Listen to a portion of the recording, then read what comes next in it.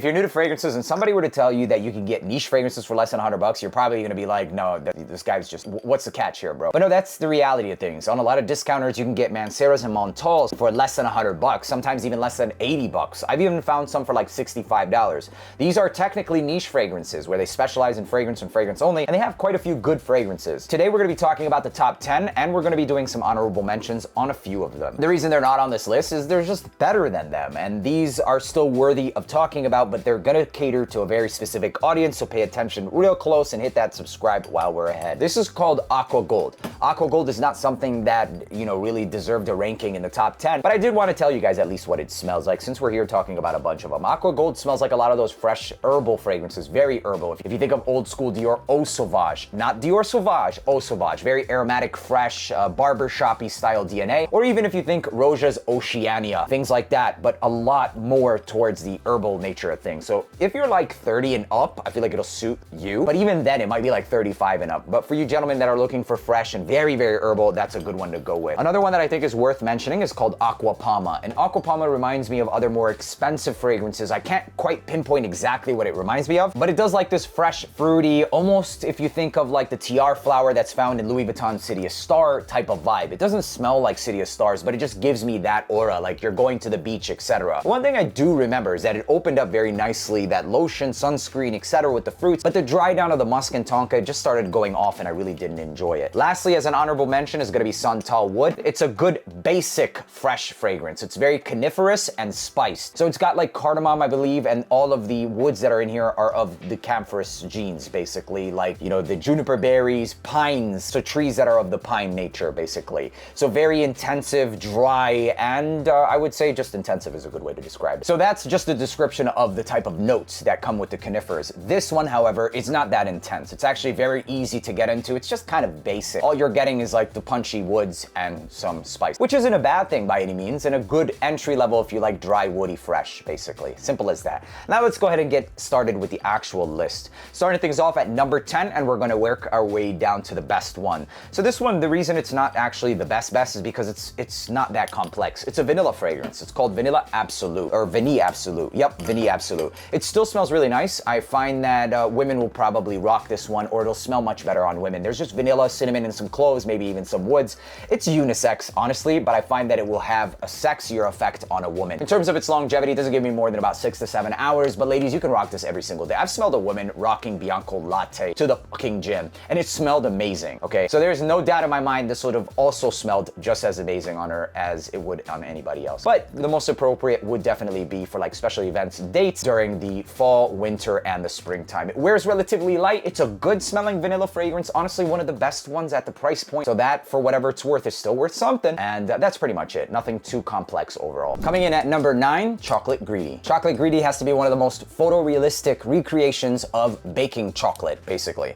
It smells like powdered chocolate. That's it. Like, simple as that. There is no need to go into no breakdown. It's quite photorealistic, and I think it's very nostalgic as well. I will give it points over Vanille Absolute because of the fact that it lasts longer and it just smells a little bit better than Vanille Absolute. Although it says chocolate, I get kind of, you know, I still do get some vanilla accords, etc., but for the most part, it's going to be that powdered chocolate. It's not sickeningly sweet, it's not cloying, it doesn't smell like melted chocolate, and that gives it a couple of bonus points. And the occasions for this is basically going to be for dates and special occasions, especially during the festive times of the fall and the winter time. Number 8 is Dark Vanilla. Dark Vanilla has notes of spices, leather, Cambodian oud, sandalwood, and vanilla. I'll be honest, I don't get any actual oud in this fragrance. I just get like ambers, a little bit of vanilla, spices, and woods, basically. And this, in fact, reminds me a lot of the Side Effect style DNA, except it's a lot more vanillic, not nearly as spiced, and not nearly as, I don't want to say high quality, but as nuanced, basically. And what you're gonna get mostly is like this powdery vanilla ambers, and that's pretty much it. The vanilla ambers, an undertone of woods and spices. I wouldn't necessarily put this in the same complexity as Side Effect, but it does overall give you that same vibe. If you like those dark ambery, rich,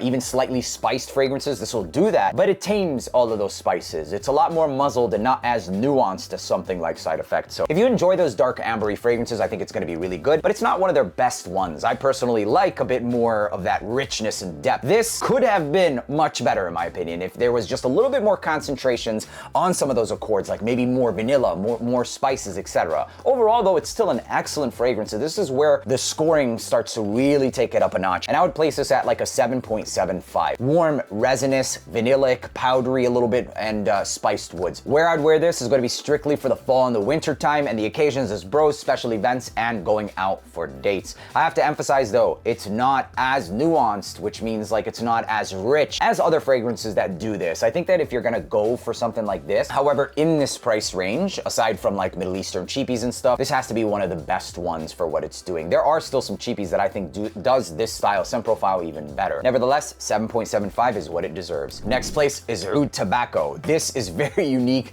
and it's got like this jammy style of fruits. Although it doesn't necessarily have anything of plum or a prune or something like that, I get that style of fruit. And I think it's because of the sumac mixed with some of the orange flower along with those citruses and incense. The sumac is pomegranate peels. We actually use that on some of our hummus, and we use it as a topping for a lot of like kebabs, etc. And what it has is like this slightly fruity acidity to it. That coupled with a thick orange flower, which it in itself has some orange nuances, it really does recreate this jammy style of fruit along with that tobacco, rich tobacco and incense. It's a very rich and polarizing fragrance. It's not going to be for everybody. The incense is also there and very prominent, and the tobacco tonka bean just richen things up, can be slightly even syrupy. Concentrated fruits, woods, incense, and very hefty dose of tobacco. Polarizing, you really gotta like, you know, you gotta be in it to want to rock this fragrance. And I actually rocked it and wore relatively thick. It was projecting, it lasted the entire day, but it wasn't the easiest to wear. It has to be very specifically for the fall and the winter time, but if you like a rich ass, jammy, plummy, prune style fragrance, then you're probably going to enjoy this one as well. I would highly recommend of all of them, this one be the one that you sample. The occasions would be limited to special events and even hanging out with the bros. I don't even know if I would rock this today. It could come off, honestly. Test this one first. Otherwise, you could rock it wherever you want. Aside from that, I'd place this as one of their richest fragrances in their entire collection, side by side with something like Honey Oud, which we'll get into eventually. Coming in at the next spot is going to be Infinity, a relatively newer one, and this one is one that you want to spray and let it dry. I actually just relived the opening, and it's quite peppery, a bit too much even for me. And I usually feel like a lot of that stigma of, oh, spray it and leave it, it's very harsh in the beginning. I don't feel like it's the truth with a lot of their fragrances, but with this one, it definitely is. You've got cherry, plum, saffron, a lot of other notes like oud, leather, tobacco. I mean, if you look at the note breakdown, it looks intoxicating, but what does it actually smell like? It smells like this ambery cherry-based fragrance with some woods, and very dark and rich woods. I find that this one is relatively unisex. Gentlemen, you can easily get away with this, and ladies, you can as well. One of my favorite cherry fragrances, right there neck and neck with Narcotic Delight. Narcotic Delight has the very similar vibe as this one, except that one utilizes, I believe it's a booze note, cognac if I'm not mistaken, which this one does not have. It's in the same family, so it's just as intoxicating in my opinion, and I would argue and say that this one projects even slightly more than Narcotic Delight, which it in itself doesn't really project that well. Not saying that it smells like it exactly, but I will say that if you enjoy those, you're going to definitely dig this one. Performance for this one will give you about 8 to 9 hours as well. It's not outstanding, but it's definitely better for me. And the occasions, I would say special events, dates, hanging out during the fall, winter, and even early springtime, no heat whatsoever. A good one, an underrated one of their newest releases as well. Next spot, Oud Pashmina. Oud Pashmina is all about the rose, the oud, the vanilla, and musk. It actually kind of reminds me of Rose's Musk. I believe it's by Mancera, if not the same brand. They're sister companies anyways. So it does have that acidic, unripened rose vanilla combination, along with this ombre nomade style of oud rose combination. So I'm absolutely getting a mashup of both. So it kind of smells like that very distinctive masculine oud that's slightly, inky, along with that saffron rose combination, except this one enhances the rose. A lot more rose and even a touch of this vanilla. The florals are increased, definitely more so, making this one a lot more unisex and approachable for you ladies out there. Ladies, if you like fragrances like Ombre Nomade, but you want something that has a bit more of a feminine touch, that's a perfect one. In terms of the performance, this is one that lingers on for like 10 hours, so it's a pretty damn good performer. The occasions, special events, going to dates, and that's pretty much it. It does smell pretty expensive. In terms of the seasons, I would say fall, winter, and even during the springtime. Ombre Nomade is one that I've gotten testy with during the spring and the summertime. With this one, I wouldn't recommend it because of the musk and that increased vanilla. It'll come off a bit cloying and headache-inducing. It's a good one.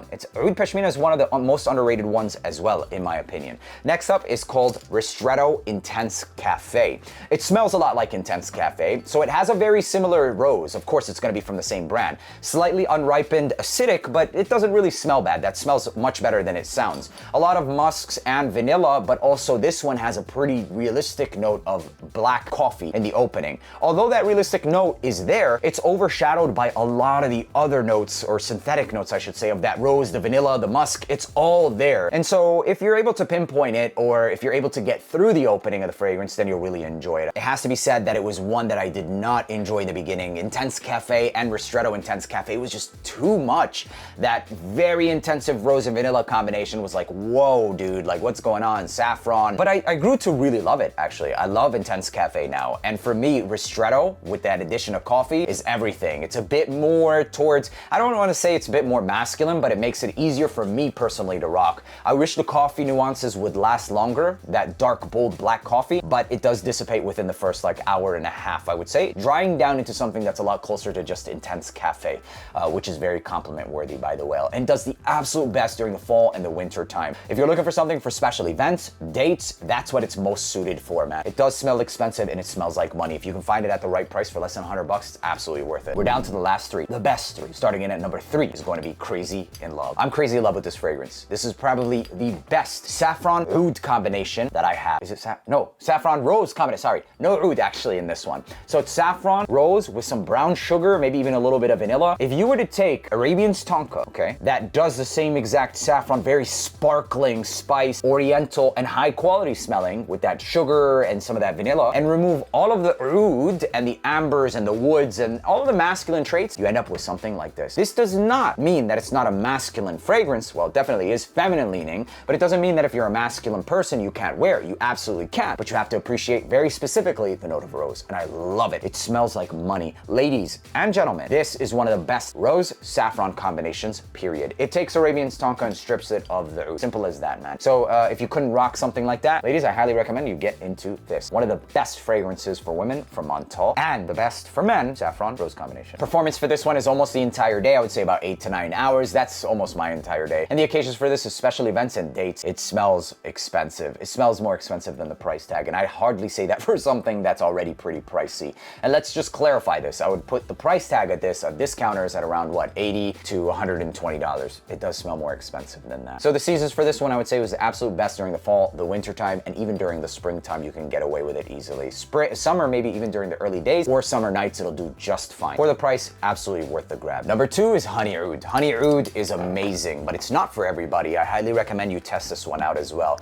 Having very similar aspects and traits to the thickness of the fragrance and its syrupy nature as oud tobacco, except toned down a little bit and way more wearable. But they're both still very polarizing. I have to emphasize the honey nature in this is very slightly syrupy, but it does go in the syrupy nature. There's also a hefty dose of oud. It's not that animalistic to my nose, honestly, and it smells much more of like a synthetic recreation. And there's also a hefty dose of earthy, raunchy patchouli. There are other notes like amber, cinnamon, etc. But for the most part, what I get with this one is going to be that honey, oud, cinnamon, and patchouli. Sexy ass, raunchy fragrance. That's it. Dark, woody, sexy. That's how I would describe this fragrance. For the occasions, bros, dates, special events, and for the seasons, very strictly the fall and the winter time. If you really want to enjoy this fragrance, please don't try and rock this during the warmer weather. It's not gonna work unless you have like a mission to like mess people up. But yeah, that's pretty much it. It's a great fragrance. You really have to enjoy. I mean, this is nothing like other honey fragrances like Naxos and lighter, easier to wear. This is all about that syrupy shit, man. It's like, here we go. We're going into oud and a bowl of honey. Let's go, diving right into that thing. Coming in, number 1. Is this going to be dethroned by the new Arabian Musk? I don't know. But this is called Arabian's Tonka. Hands down, number 1. Unisex, but for the ladies who don't enjoy any of those woods, just get crazy in love. It's got oud, saffron, rose, tonka bean, sugar, amber. I mean, bro, this is the most hyped Montale fragrance ever, period. And I'll be honest, it's the fact that it was so hyped that initially when I was grabbing, I was like, man, it's okay. But truly after wearing it and just blocking everybody else's opinions out, it is their best fragrance. And it truly is one of the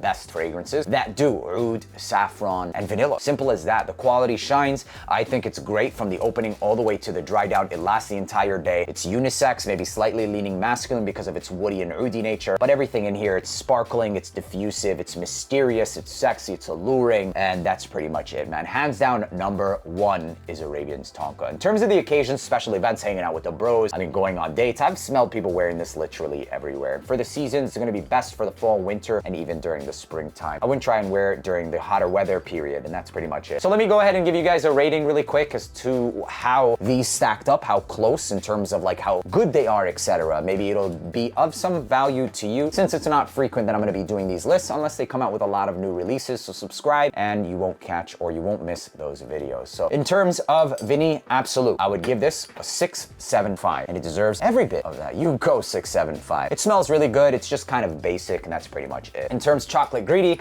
I'd give this one a 7.25. Although basic, it just has a more photorealistic recreation of baking chocolate. Pretty much it. Powdered, dusted chocolate. Simple as that. For Dark Vanilla, I'd give this a 7.5. I wish it was a bit more intense in some of the nuance, or a bit more nuanced. If it was richer in some of those accords, it would probably be a more outstanding fragrance. But because of how blended it is, it's kind of just, okay, it's good. 7.5. In terms of Oud Pashmina, I'd give this one a 7.75. Although underrated, I mean, I do get a lot of that roses musk that I've smelled in their other fragrances before, and that slightly unripened rose and vanilla does take it more towards the feminine territory. That's great news for those of you ladies who enjoy the Oud saffron rose combination but want it a bit more feminine touch. That's pretty much it for that one. And in terms of Ristretto Intense Cafe, I'd give this an 8. That roasted coffee is very naturalistic and realistic, and it would bump up if the coffee lingered on a little bit longer, and that's pretty much it for that one. For Infinity. Infinity is another one that I wish was a bit more nuanced as well. If it had a bit more richer contrasts in a couple of the notes, this would be easily a 9.5. But it still deserves of something like 8.75. I would give this like an 8.5, 8.75. Let's just call it a solid 8.5. I'd rather shoot low than high, but it deserves every bit of that 8.5. Now for Oud Tobacco, very polarizing, and that docks it in points. I'd also give this an 8.5. It's not the best one, and truly can be overbearing, especially if worn in light. If you're off by like 2 degrees outside, man, it'll be too much. So 8.5, and it's deserving of every bit of that as well. Coming in at number, what was it first? Oh yeah, Crazy in Love. Crazy in Love is a freaking 9.25. It is fantastic. The quality of this, even though it does lean feminine, I'm gonna be rocking the shit out of this one. Guys, if you like rose, it's not feminine, man, like in that sense, but it is a category of its own, a rose fragrance. So 9 to 9.25 is what I'd give this one. In terms of Honey Oud, this is a 9.25. I feel like it can throw some people off because of that patchouli and the very similar syrupy descriptions I was giving Oud Tobacco. So 9.25. Lastly, Arabian's Tonka. This would technically be the 10 of the lot, but even then, I'd give this like a 9.5. That's what I would personally give this, a 9.5. It's not necessarily a 10 out of 10, and even arguably might, you know, go down in the rankings as we get our nose onto a lot of other fragrances, and as they release more fragrances. I do believe that, you know, as we're seeing the increasing of scent profiles from other different brands, and they're just getting better and better, then Montale is gonna come out with something even better and better, and potentially something that'll replace this 10 or 9.5. The best Montale fragrances in my collection. Thank you guys for tuning back into AROMATIX. My name is Neve. Make sure to subscribe, and I'll see you in the next video. Peace.